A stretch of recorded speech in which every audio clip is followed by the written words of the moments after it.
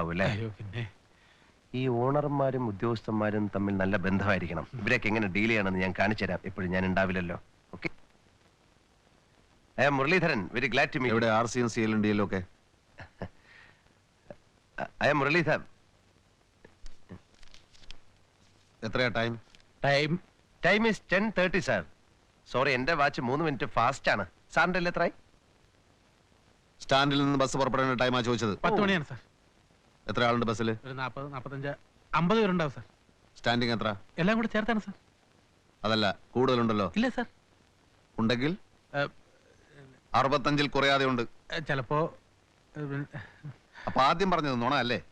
Condition മോശമായി ഇതുപോലുള്ള ഒരു ബസ്സിൽ ഓവർലോഡ് ചെയ്യാൻ സമ്മതിക്കില്ല. സാർ, പുതിയ ബസ്സിന് ഞാൻ ബുക്ക് ചെയ്തിട്ടുണ്ട് സാർ. അറിയോ? I am Gulf Motors.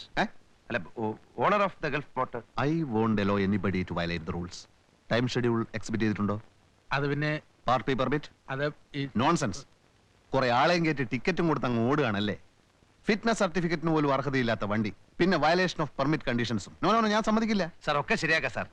Sir, പിന്നെ ഞാൻ ഗൾഫിലായിരുന്നു സാർ. അപ്പൊ